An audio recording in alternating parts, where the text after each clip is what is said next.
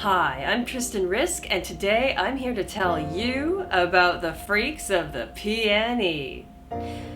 Back in the day when Vancouver was young, it was known as Terminal City, also Sin City North. At one point, Vancouver boasted more neon lights than Las Vegas itself.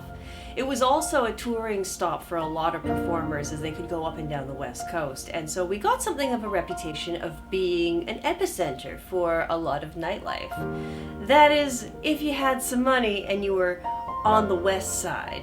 That was uptown. However, if you were living down in the east side of Vancouver, you would find your pleasures in another place. There was all kinds of blind pig operations throughout the 40s, 50s, and 60s, and they talked a lot about gambling dens, and there's lots of places you could go to get illegal liquor and maybe see a lady who does sex work. And all of these things were very synonymous with East Vancouver, but the biggest patch of sin was the site of the PNE. The PNE started life as the Vancouver Expedition Association, but later changed it to the Pacific National Exhibition to make it sound more professional. However professional it was known as a place for pickpockets, looters, gamblers, bookies, junkies, and all kinds of hullabaloo that was synonymous also with life in East Vancouver.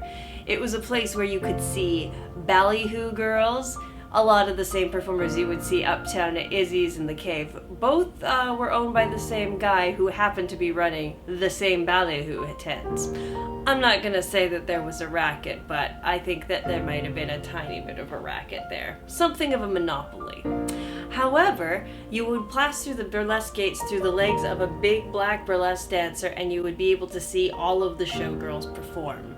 As well, there was a live nudist camp, and it boasted a huge collection of freaks. So you've got to keep in mind that this is more of a blue-collar working class area, so this is going to attract a little bit more of the lowbrow characters, people who can't afford to go to the theater and the opera and to spend money in fine high-end establishments. So Sundays they could go to the racetrack and they could bet on the ponies, or they could experience some of the rides at Happyland, which most Vancouverites now know as Playland. And they could also, for a couple coins, take in a freak show, see man-eating chicken, or they could play some carnival games. So Vancouver has had Happyland and the PNE for a very long time, and over that time it's changed immensely, much like the geography of Vancouver that has waxed and waned as its population has continued to swell over the last 100 years or so. What hasn't changed is that Vancouver still has really strong roots in the circus and the sideshow community. While we used to have lots of circuses and sideshows, and people would usually think of those as more of lowbrow establishments, big touring companies like Cirque du Soleil have elevated the art form of circus to something of a higher art. Sideshows still remain something of a lowbrow in Vancouver.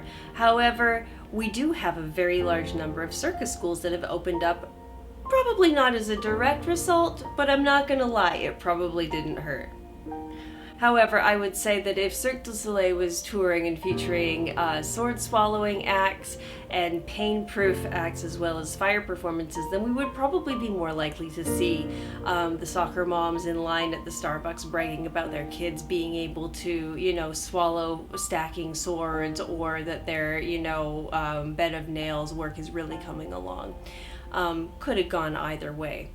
So even though we don't have a lot of the same sideshow performers that we did back in the day, Vancouver still has quite a large sideshow population. We're lucky enough to have performers such as Neely D and Vivian Oblivion, who are two of the known sword swallowers, as well as the Caravan of Curiosities. Not so subtle self-plug for me. And we also have a lot of other circus people who are starting to dabble in more and more of the lowbrow arts. It's a nice thing to see in Vancouver because it shows that no matter how much the city grows and develops and changes and gentrifies, no matter how many Chapters stores there are and Starbucks drive-thrus, that there will always be a place for freaks in Vancouver.